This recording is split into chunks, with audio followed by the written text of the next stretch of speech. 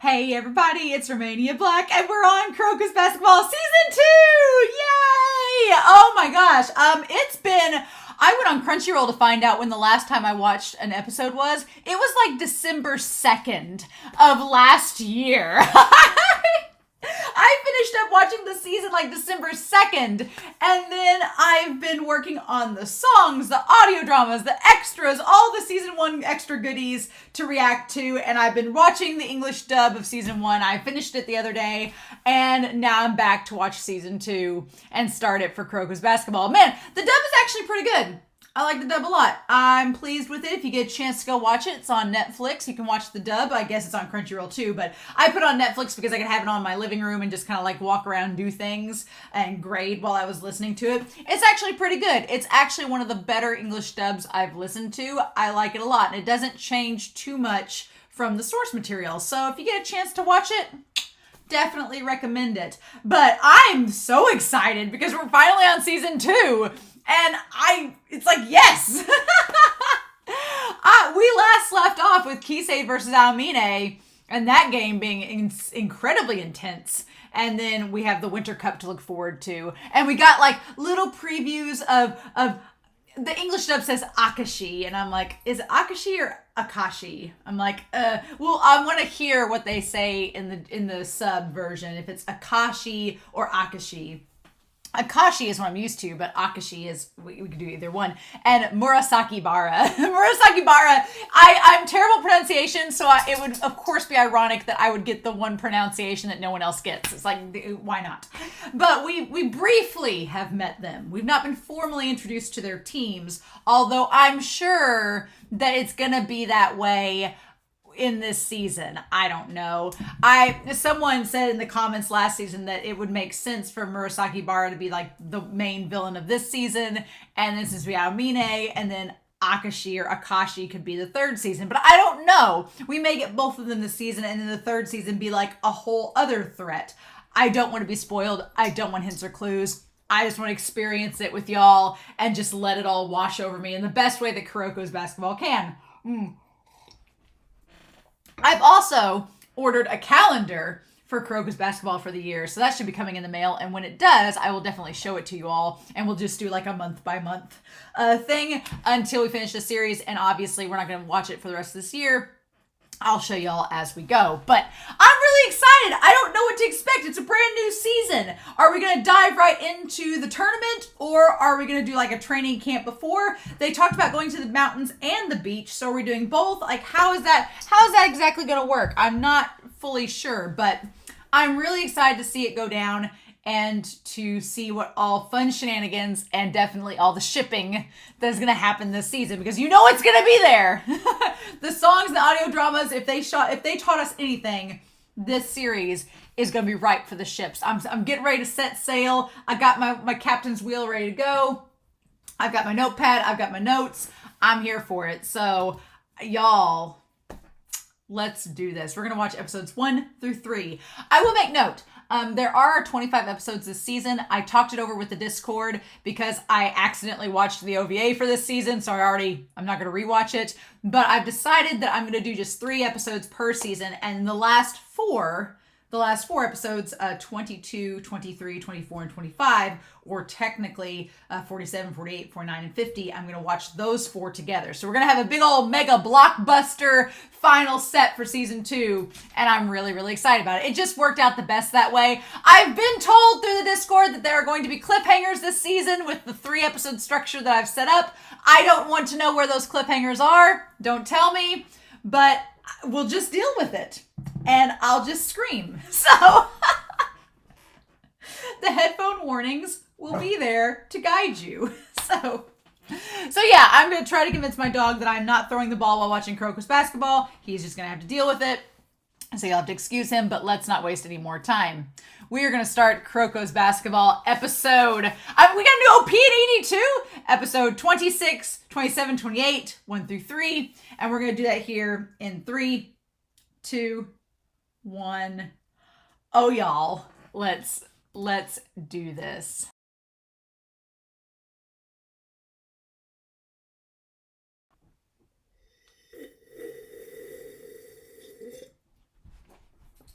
Who knew it'd take us a whole season to bring Whiteboard-kun out? I don't think I brought Whiteboard-kun out for this series yet. I don't think I have. Well, this is Whiteboard-kun.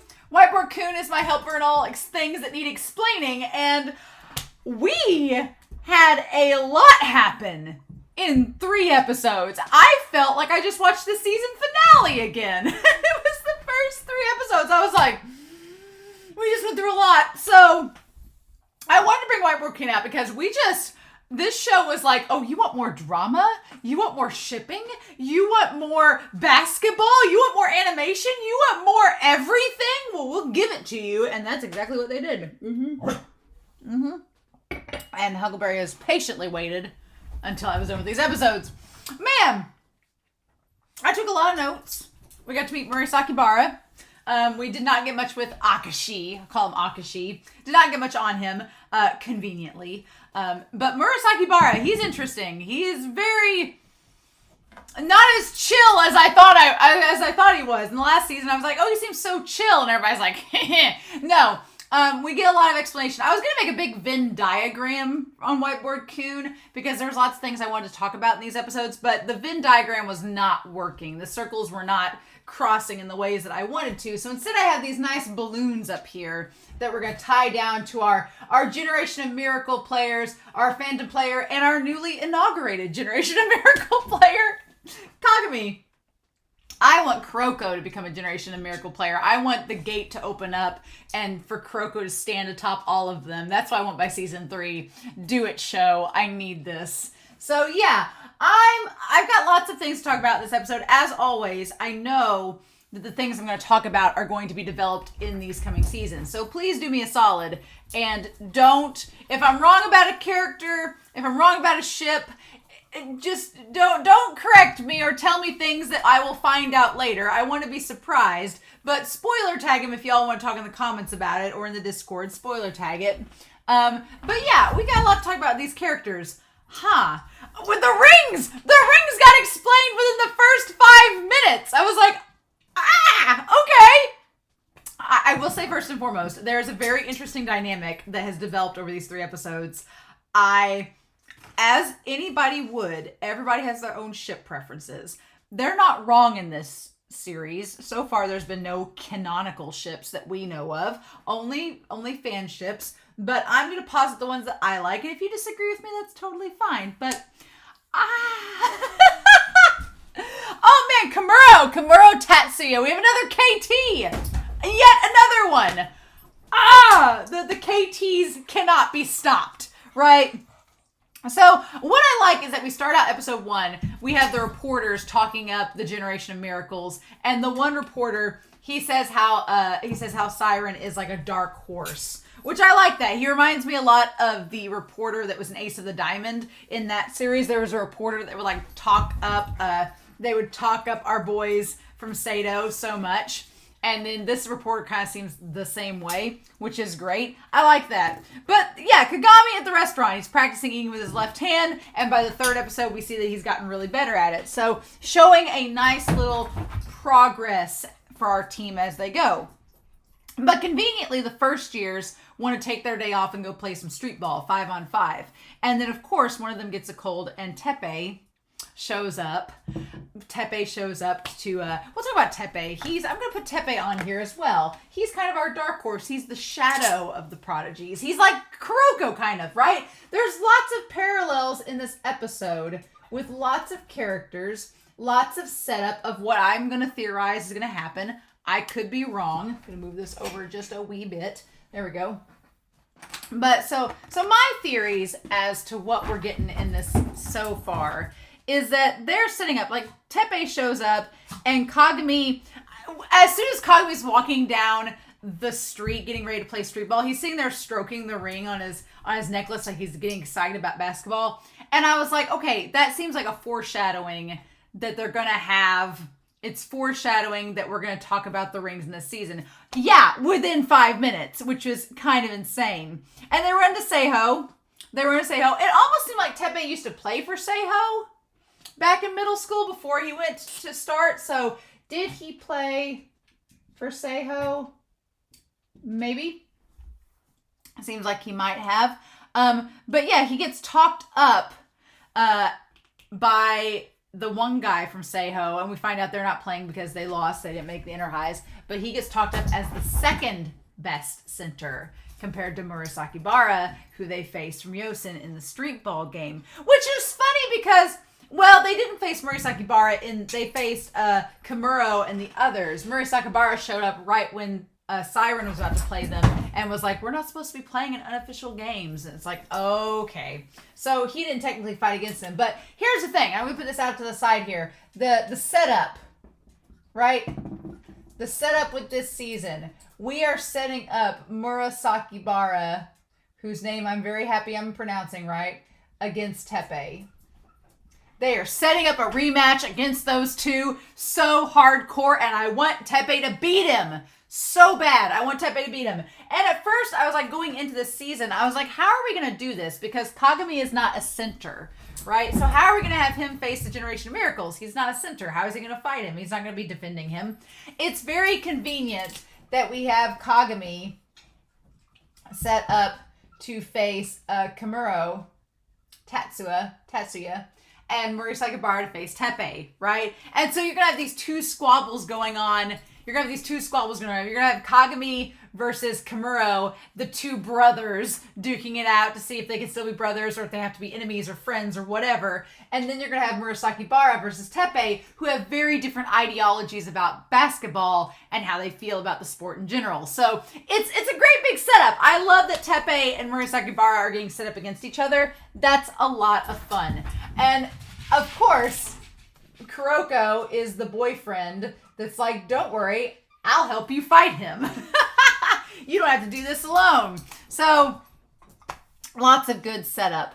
But yeah, so we go to get the pass between Kamuro and Taiga, who are friends in America. And there's something really cool about Kagami that's set up in this set of episodes, right? There's something really cool. And that's the idea that Kagami doesn't like being alone. That's so cool because at the very first episode of this series, when Kagami shows up to play basketball and sign up for Siren, it almost seemed like he was this lone wolf, like he just was a loner that came on the scene. But no, he doesn't like being alone. He establishes in that flashback, like within the first few seconds, that he's like, I wish I could make friends. And he's like, I don't like being alone. Why do they think I'm so gloomy? Like, he doesn't want to play alone. So that differentiates himself from the other Generation of Miracles players, or most of them, right off the bat. They all want to be lone wolves that can handle it on their own. Kagami wants to play with a team, right? So we establish that Kagami, he wants to play as a team, much like Kuroko wants to play as a team, right? And we can assume that Teppe does as well. Agashi, not getting those vibes. Murasakibara, doesn't care. Midorima, not getting those vibes. Midorima is kind of questionable. He seems like he's fine with his team, but he doesn't openly express it. He's our resident tsundere. Kisei definitely wants to play as a team now. He's gotten in with Kaijo, and they're like best friends, team friends. Almine does not want to play as a team. So we have those players there that want to do that. But yeah, Kagami, he doesn't like being alone. He wants to have friends. And that's when he meets Kamuro. And Kamuro tells him that in order to make friends, he needs to stand out. And not stand out, not necessarily that being good will make you friends, but Kamuro says that you need to show what you love and show what you're passionate about, and you expressing confidently your passion will draw others to you, whether you're great at it or not. And he ends up following Kamuro's advice and makes friends, right? And it's so weird to see that Taiga was kind of timid at first. He's like the tiger, but he was like kind of timid like a kitten in America. It's kind of cool to see him be so different as a kid, but then you realize he's not really that different as an adult or as a teen, right? Rather. But Kagami, he doesn't have siblings, and so he views Kamuro like a brother. I'm gonna make note here. I'm gonna put this on here that we have Kagami and Kamuro. I don't want my computer to snap off. You have Kagami and Komuro. They could be brothers or a ship. Here's my thing. I personally see them more as brothers. I did not get the instant, like former lovers ex vibe. It's the weirdest thing, right? But, with like Kisei and Amine, instant ex vibe.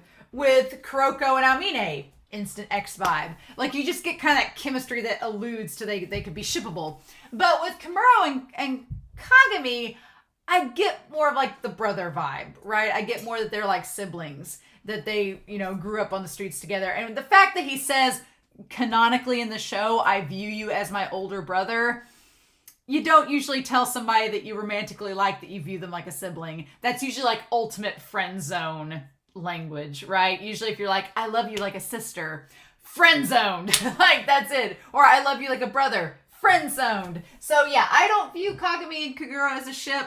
I view them like brothers. But if you wanted to ship them, y'all go right ahead, because I'm going to bring something else up later that I feel the same way about, that I feel like other people ship, and you'll have to deal with me. So there's that whole vibe there. But with the rings, and I know some people are going to ship them because of the rings, but again, he canonically did say he views him like an older brother. Just going to throw that out there. That they kept playing all these games until they were tied at 49-49, which is like 98 games, right? And they go to play the 50th. And Komuro says that if he loses it, he'll stop being his brother, because he feels like he needs to be the older brother and be the better one to like best represent that label. And it's like, that's dumb. The whole time he was making that speech, I was kind of with Kagami. I was like, no, that's stupid. And Kagami doesn't want to be alone. He doesn't want to lose someone he's close to. And Komuro was his first friend in America, so he feels like if he loses him as a brother, it's like losing a friend. And he's like, I don't want to be alone in our relationship to change, because I love what we have. So I honestly think that if he hadn't saw the bandages, he would have still beat him. I think him seeing the injury on his arm is what made him stop and go, oh, I'm not playing you at your best. So is this really even a fair fight? And it's like, ugh. And so he goes easy on him, right? He goes easy on him, and he intentionally misses a shot to keep the game tied. And man, that punch to Komuro was like, don't take pity on me. Like, you took pity on me. And then he like takes the ring off, and he's like, I'm going to play the next game, and this ring is going to be on the line, and I want you to play me at your best. If you respect me, you'll do it. And they never get a chance to, right? I think it's a really cool note later, and Kuroko will bring it up, that you have Kuroko. Kuroko says that Kuroko gets Komuro, right? He understands him, because he's like, look, you didn't want to lose your friendship, but at the same time, you both are so passionate about basketball, you shouldn't have held back. He's like, it makes him feel bad that you held back, because you should be giving it your all. And so Kuroko could connect to Komuro, because he sees what Kagami did as being very similar to what Almine did to him. Almine was skipping practices and not taking things seriously because he didn't think that the game was worth it. And Kuroko felt kind of offended, because he was like, I'm trying my best. You should play me at my all. Don't just slap me away because you don't think I'm good enough. And the funny thing is, Kagami and Amine are not looking at this through the same lens. That Kuroko and Komuro both feel like they need to be challenged as, with the same intensity as anybody else. And that's kind of their argument against Kagami and Amine. But Kagami and Amine are both in two different boats within that argument. Kuroko was mad because Almine was just like, I'm too good to play you all, and you're not worth my time. Kagami doesn't want to fight Komuro because he doesn't want to lose him as a friend, and also doesn't want to fight somebody when they're not their best. So the circumstances are different, which is interesting. But the fact of the matter is that Kuroko can really understand and relate to Komuro in that moment, right? And so Kuroko butts in. I like that Komuro's like, who are you? Like, what's going on? He butts in and says that Kagami shouldn't pity him by not giving him his all. And he connects how Kuroko felt with Almine dismissing him. And then, of course, Murasakibara shows up at that moment. I love that he just places the stuff on top of the ball like he's just that freaking huge. And I love his wrist handkerchief. I love that. It's so fun and eccentric. He was wearing like overalls that he just undid. It was really cute. I wanted to see his overalls up. I'm so curious. His fashion sense. Murasakibara, for someone who doesn't seem like he cares, he has impeccable fashion sense. And I kind of love it. But yeah, so he plays for Yosen.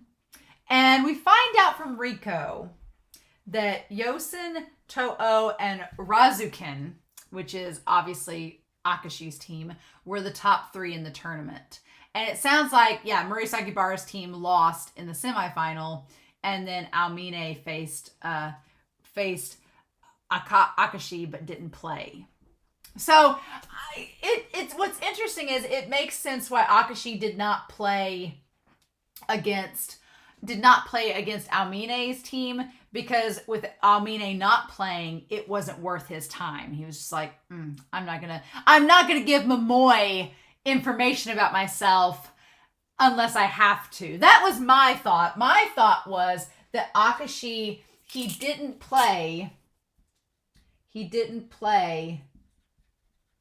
to avoid giving any info. Right, any updated info to Momoe, because Akashi seems like a game player. He seems like the shogi player, the chess player. He doesn't want to make any unnecessary moves. And so why should he play if Aomine is not on the court? So that makes sense. We find out that Aomine has had an elbow injury, which sucks. So he has an elbow injury. He overdid it. Kind of like Kisei had the ankle injury. Kind of. I feel like Kisei's is a lot less serious than Aomine's. But Momoe was doing the responsible thing like Riko and being like, no, you're not playing.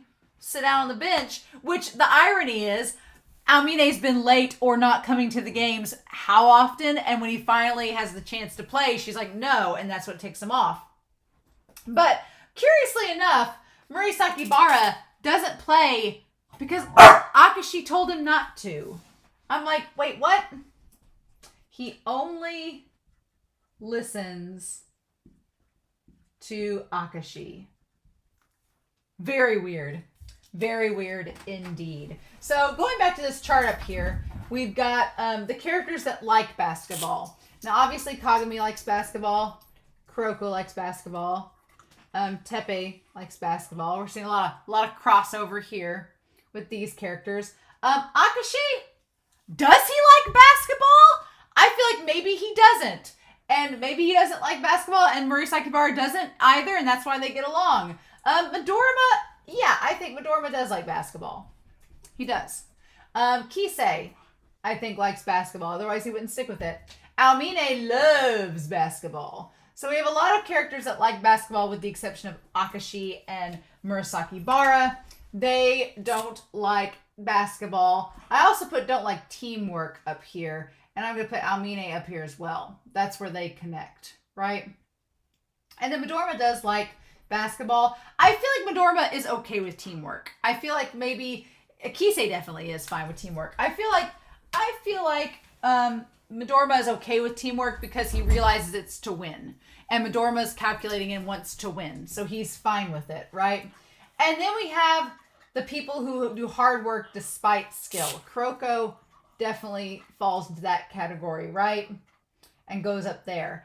I was questioning whether to put Teppe into the hard work despite skill, but then the 3rd episode happened and I'm like, no, he's actually really good. But I will put Teppe over here with Kuroko only because despite whether they win or lose, he still keeps at it and doesn't give up. And I would put Kagami there as well. So Kagami and Teppe and Kuroko are very in sync when it comes to their views upon basketball. And then obviously we have everybody who's naturally good at it. Like Murasakibara is naturally good at basketball. We don't know anything about Akashi. Obviously he's good, maybe, but we don't know for sure. Midorima is naturally good, but he uses his skill. Kisei is naturally good. Aomine is naturally good. And then Kagami and then Teppe seems to be naturally good as well. So a big rainbow of connections, right? Interestingly enough. So Teppe is wary of Murasakibara. I liked that there was like a little blip and a moment where his entire demeanor kind of changed and he just looked over at Murasakibara like, oh, You definitely are somebody to take note of. And then Murasakibara's attitude changes as soon as he sees Kuroko, saying he wants to crush him. So I think it's worth noting that Murasakibara is only serious when playing. He kind of reminds me of, there's a character in Ace of the Diamond called Raichi. And Raichi, attitude-wise, they're not similar at all, because Raichi is this timid little wholesome being off the field that is very shy and withdrawn, but he's very sweet and passionate. Murasakibara is very apathetic, right? But they're similar in that when they're playing, I'm assuming from what we've seen in Murasakibara, he's insane. But when they're playing, they're monsters. But off the court, off the field, they don't really excel in anything else. They just have that sport on the brain. So when they're not on the field or the court, they kind of just shut down. They're like, I don't know what else to do. Kind of one of those moments, right? So that's interesting. But Murasakibara, he doesn't care about the game. He hates basketball, but he's just good at it. So he just does it because why not? And Kuroko does not like that. Kuroko does not like that. He also head pats Kuroko, and Kuroko doesn't like that. He's like, stop it. What's interesting is that Kuroko, he wants to like Murasakibara. He wants to like him. He says, oh, I like him. He's a fine person, but he hates his sportsmanship. He hates his sportsmanship. How he views the game, he does not like. And it's like, that makes perfect sense because Murasakibara is kind of the antithesis of Kuroko.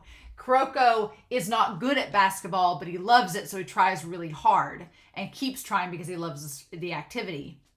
Murasakibara hates the activity, doesn't try, and is just naturally good at it anyway. He's kind of like Almine, but there's this really cool, I wanted to do a Venn diagram between these three because you have Kuroko who likes basketball, isn't good at it, but keeps trying despite it and cares. Then you have Murasakibara who doesn't care, doesn't work, and still is good at it. And then you have Almine who doesn't work, is still good at it, but likes the sport. So Almine and Kuroko both like basketball, but it's kind of like there's just a Venn diagram between the three of them, which is really quite fascinating. We don't get a lot of Kisei or Midorima in these episodes, which is fine. But Kagami realizes that Murasakibara is kind of like a kid. He's like, oh, you're just kind of a brat. So I'm going to get down on your level and become a child too. And I love that Kagame's like, are we really doing this? We're doing this. Okay, fine. And just kind of accepts it and just goes with it. But he gets him to like seem to take things seriously because when he showed up, he's like, oh, we're not supposed to play official matches. And then when Kagami provokes him, he's like, fine, we will. But then, of course, it starts to rain. Conveniences of all conveniences. And the game is called. Now, I wanted to make note that very similar to, we have in these two moments, we have Kuroko developing this phantom drive, and we have Kimuro developing this phantom shot. And hear me out about this. Kimuro shows his phantom shot to his brother Kagami, and Kuroko shows his phantom drive to his sister Momoi. Here's my thing. If you ship Kuroko and Momoi, y'all have at it. Y'all have a good time. Have fun. I wish you the best of luck. I understand it. I see it. You have my blessing. I see Kuroko and Momoi more like siblings. Kind of like I see Kagami and Kimuro. I see Momoi and Kuroko more like siblings. There's love there. He does love her. It's great, but there's nothing like romantic or sexual about it. Like, she is in that stupid bear shirt, and everyone on the court, even our bisexual kings, Teppe and Hyuga, are like, oh, bear! But Kuroko's like, And if you'll notice in the episode, the only ones that don't comment about her boobs in that shirt are Kagami and Kuroko. They're the only ones who don't comment about it.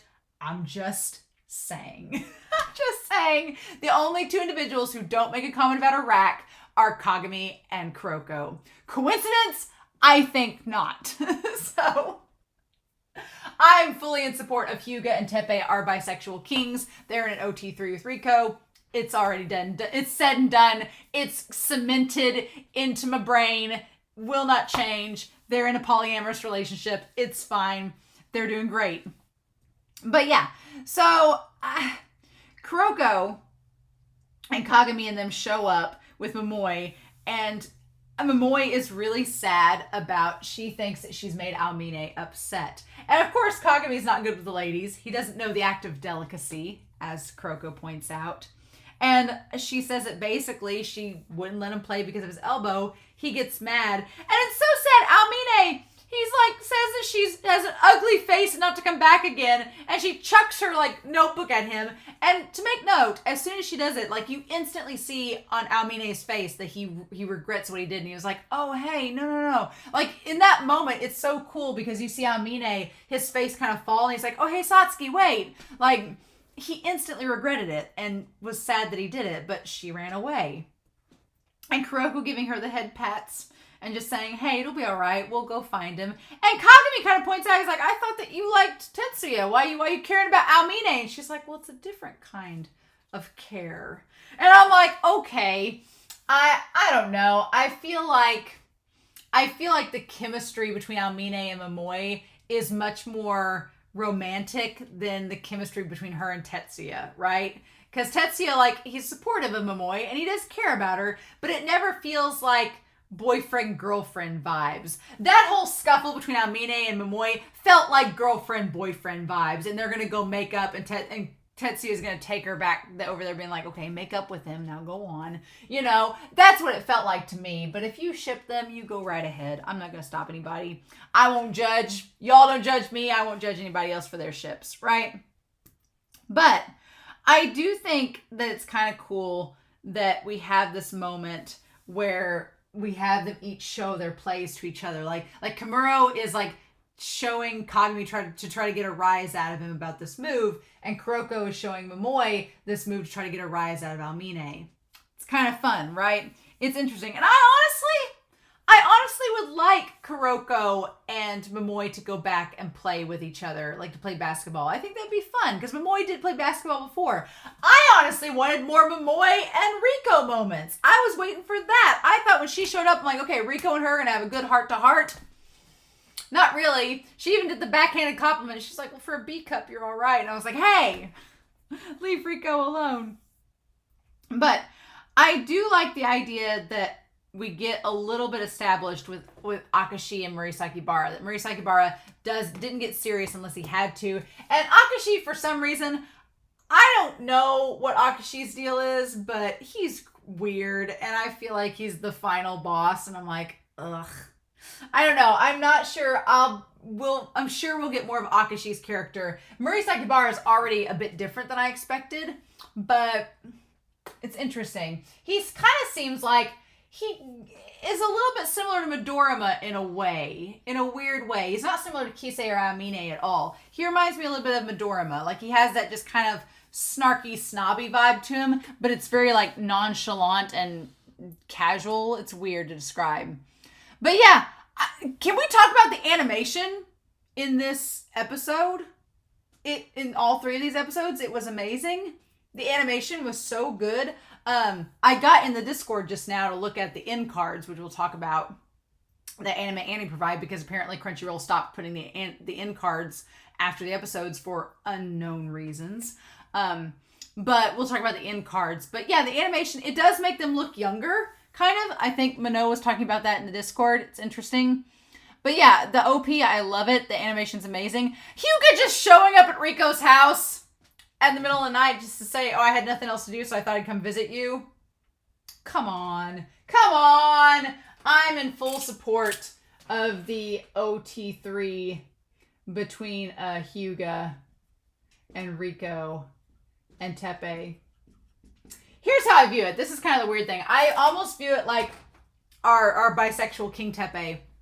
I almost view it like Teppe, like had a thing with Hyuga and had a thing with Riko, but neither of them worked out. And so now he's given both of them his blessing, and he's like, hey, I know both of you are cool. What if you two got together and I'll just be here to support you? That's kind of how I feel about it. But man, that OP shot where Teppe's guy's arm on Hyuga, oh, so good. So good. This series knows what it's doing. It knows what it's doing. We are going to talk about the phrase at the end of episode 3. We're going to talk about it. But yeah, and then Riko says she's growing her hair out, you know, to grow it out until they win nationals. I love that. I was wondering if Hyuga would say he likes it short or longer. Doesn't say either way. And then we see that Taiga's getting better, but he didn't sleep. Of course he didn't. And Teppe is just like this big walking ray of sunshine. It reminded me a lot of Sawamura. Taiga did, or not Taiga, Teppe did, because Teppe had like the relaxed face. It reminded me of Sawamura and Ace the Diamond when he has his relaxed face. And he's just like, but yeah, maybe that's his way of showing that he's stressed when he just like kind of zones out. I don't know. But we have Josei's team, right? And right before we see that game, we see that Shotoku is about to go play. Their team with this giant wooden ass bear that's carved with the fish's mouth. I love that Takao like looks at it in this one shot and he's like, I'm glad I love you for you, man. I'm gonna get a shot of that. I love that Takao puts up with Midorima so much and he's just like, it's fine. This is fine. He's like, it's all good. I like that Takao just supports Midorima and his weird, like... And what's cool is we have some continuity from the audio dramas. The audio dramas establish that there is, in fact, a store that Midorima visits to get all of his... An antique shop to get most of his lucky items. And we kind of touch base on that in this. So I'm like, wow. I love when there's continuity. When there's continuity with a extra bit of media to the canon series. I like that a lot. So I was very pleased to see that. But yeah, so they're going. That's all we get in Midorima because we needed to have something. And then Kisei, of course, is like interacting. They're all texting each other. Kisei's with his team. Kisei and his team, I love that he's accepted like Kasamatsu and all of them as the new squad. And he's like learning to value his time as a team member with them. It's cute. Kasamatsu and Kisei are cute. And then Momoe and Aomine are back to their old relationship. Now, I maybe don't ship Komuro with Kagami, but do I ship Komuro with Murasakibara? Yes. I kind of do. Every Generation of Miracles player, here's the thing. Every Generation of Miracles player has their keeper. And Komuro, I believe, is Murasakibara's keeper. And what's interesting is I'm very curious to see if playing with Komuro will give Murasakibara the motivation to appreciate or like basketball because he's going to befriend someone that does. I'm curious. The question is, who the hell is Akashi's keeper? Who is that? Is it the guy that has the blue energy and the blue hair and looks super scary in the OP? I don't know. I don't want to know yet, but I'm going to pin in the back of my brain this idea of who Akashi's keeper might be. Don't tell me, but I'm very curious to see if Akashi even has a keeper, how that works. Very fascinated by the idea of that. And so then we get like, Komuro says that, well, I didn't get to play Inter High, so I'm excited to play against Taiga and your friends. And that's the line that Murasakibara, who we've established doesn't like basketball, is just kind of like, why are you excited? Friends, what? Like just, he's gonna give him the power of the Nakama. Just you wait. Just you wait. Komuro's gonna give him the power of the Nakama. Mm-hmm. And so we go to Josei.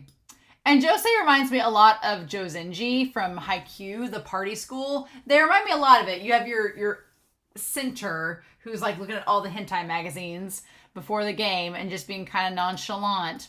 But then the guy that is the captain of Josei's team, they remember Teppe. And he knows who Teppe is. I like that Kai gets kind of like wary. He's like, I don't know how to feel about Teppe. And Kuroko, though, is like, I feel very calmed by his presence. I'm like, mm-hmm. Kuroko and Teppe, I feel, are like the perfect mentor-mentee. I feel like they're the perfect senpai-kohei, where they both are on the same page, right? I really like it. It's weird. I would ship Kuroko Teppe if he wasn't in a serious OT3. If he wasn't so involved with Hyuga and Riko, I'd be all about it. But nope. And then there's this weird thing established saying that in another era, there would have been another era, they would have been known as prodigies. And we see like the others, like there's 4 players there that we see, which is interesting. There's one that has like very, very, very short hair. We don't get to see him. One that has longer hair that we don't get to see. And then we see one that looks like Kasamatsu and one that looks like Takao. And then we see Teppe. So I'm assuming the shadows, they're kind of like the B-side Generation of Miracles, minus Kagami. But you have Takao, Kasamatsu. There's 2 others we haven't seen there that I don't know of that could be there with Teppe. It's interesting. I love the spotlight shining on Teppe. That's really cool. And then, yeah, everybody gets... And then, man, the one guy, though, number 9, that one guy that was that is the center for Josei. What an asshole. When he was like, you promised to be a girl, and she's got a flat chest. I'm like, sir, I'm offended. I freaking love Riko. I relate where she's just like, slaughter him. I'm like, yes. It reminded me of Fukuchi and Date Tech where he's like, smash him. Like, just do it. I love it. But yeah, and then she's like, just get rid of them. I love it. And they're like, yes, ma'am. I love that everyone is just like, and Kuroko's like, But there's like a little sweat drop coming off Kuroko's face. Like, he actually is seriously like, what the hell? I'm going to take a picture of that too. I love that Kuroko is he's just not affected by anything that happens. Anything. It's very cute. But yeah, Kagami gets worked up so much. He gets so hot-headed so easily, which is interesting because it didn't seem like he was like that before in America. It's curious. But he gets hot-headed, and Teppe is the one to cool him down, being like, hey, head pats, stop doing that. And Kagami's like, I'm not a dog. But it's great, right? It seems to work, though. And he ends up getting mad because he's not getting to make shots. It's all like Teppe and Hyuga. And make note, Teppe has very, very huge hands. And there we go. So the 2 guys from Toho, Imayoshi and Sakurai show up. Sakurai, make note, he didn't say sorry one time this episode. Progress, y'all. But they show up, and Imayoshi is very excited that they're getting to see Teppe play because they want to see what's going down. And so I love when Kagami goes to dunk it and he just misses. He has a Sakuragi moment from Slam Dunk where he just hits the hoop head on and knocks himself out. It's great. But Teppe proves he's a strong center, surprising no one. Proves he's a strong center. He has these big hands that allow him to have maneuverability. He goes up, it looks like he's slow going up in the air, kind of like Midorima, and then he is able to shift his hands and decide if he wants to pass it, shoot it, move it, whatever he wants to do. Gives him more maneuverability because he not only has the power of a center, but he also is a point guard, and so he kind of knows how to shoot as well, and he's able to combine those skills. So it's really cool to see him be versatile, and I just love Teppe's attitude. Again, we are setting up Murasakibara versus Teppe, I'm convinced. Because we're going to have Kagami versus Kamuro. So it's going to be like a 2-on-2 for those games. I'm excited. And then Kuroko's going to help out any way he can. But they end up doing really well. It's like 70. I love that Kuroko drags him away. It's of course Kuroko would drag him away. Why not?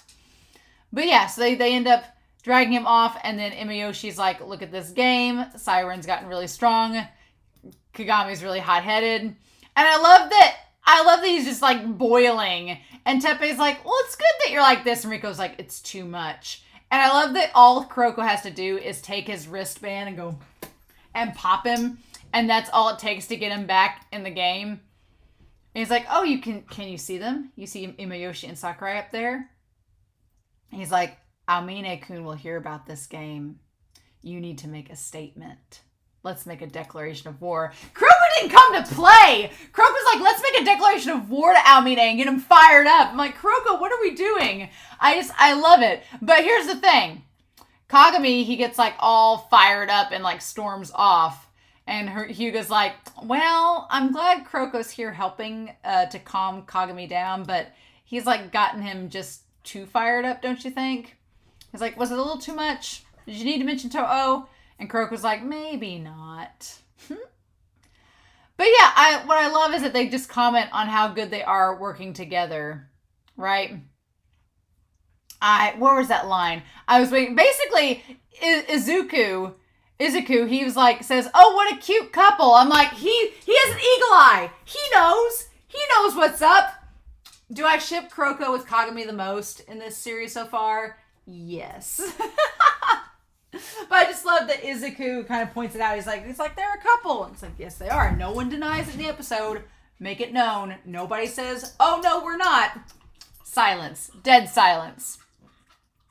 And then, yeah, they managed to beat them. And then there's this disturbance in the Force where Kagami, he like pushes himself past the limits, past the center to go in there and like makes himself go forward. And he's like, I'm relieved someone like you is around. Sorry, though, the winner is me. And he jumps from the free throw line to dunk it. A lane up. And no way a high school. And Kuroko's like, oh, shit. And Teppe's like, oh, my God. And Hyuga and them were like, hell yeah. And the moment he goes to make the shot, I love that it cuts to Almine. Almine's the one that hits first. And it's like there's a disturbance in the Force. He's like... And Kisei's like, what? Like they all feel it, right? It's great.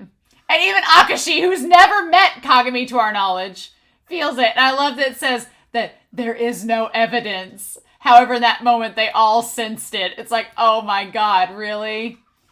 And of course, we see everyone's face except Akashi's. We don't see his face because why would we? The prodigies of the decade, the generation of miracles. And then the door that's locked. No player is their equal. Mm-hmm. Even if one did appear, it would be in the distant future. Or so it seemed. And then just like The Shining, it's like, here's Kagami. And then he just bursts through, tearing the door open. They heard the sound of a door. The sound of a door to the room only prodigies could enter, being forced open. And then Kagami boiling through. And then he hits it. Mm-hmm. And of course he falls down because he's not perfected yet. And Kuroko is the one that helps him up. You're falling over a lot today. Look at you. He says Kagami-kun. I love that Kagami's like, shut up. And everybody's cheering. And this is the part where he's like, we did it. And then Sakurai's like, they're amazing. They might even make it to the Winter Cup. And Imoshi's like, oh, what are you talking about? They're still coming. Winter is coming. The monsters are coming. Ah! So good. So good. So there are 3 end cards that Anime Annie sent me. They're pretty great. I like that the very first episode 1 end card, you have Kagami looking at the ring on his neck and Kuroko's there as his emotional support boyfriend being like, so, met your brother again. How's the family reunion going? Very cute. I feel like they've been in that same pose in an end card before, so it's great. But then again, the phones, we have Murasakibara with Kimura, with Tatsuya.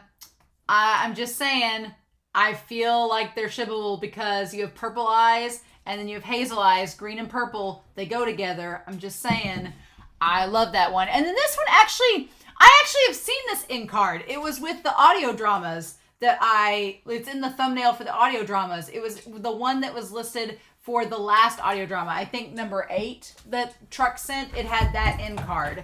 So as the label. So, but I do love that Rico has the angel wings and that the OT3 is on display. Just saying. I love it. It's great. All of those are great. Oh my God. These episodes. I felt like I had ran a marathon after watching them. And I am so psyched for season 2 now. I am so psyched for the game against Yosin that we all know is coming eventually, probably. And all the stuff leading up. We've got to do a special tournament before we get to the Winter Cup. We got to do a preliminary tournament and the top 2 teams go. Gee, I can't imagine who those top 2 teams will be. I'm really, really excited, y'all. And we know that Almine's team, Toho, and Akashi's team are not going to be in the bracket for this. They're going to be in the special bracket already because they won the inner highs. So Yosin's game is gonna be interesting, y'all. It's gonna be an interesting game. I don't know. And it seems like we'll have other teams probably to face in the meantime based on that ED. So we'll see, right? But what a great way to start out season 2. I'm hyped. I hope y'all are too. So I can't wait to hear your comments down below. Please no spoilers, but I hope you all have a wonderful week. Please stay safe. Take care. And I'll be back very soon with episodes 4 through 6, 29, 30, and 31 of Kuroko's basketball. Bye.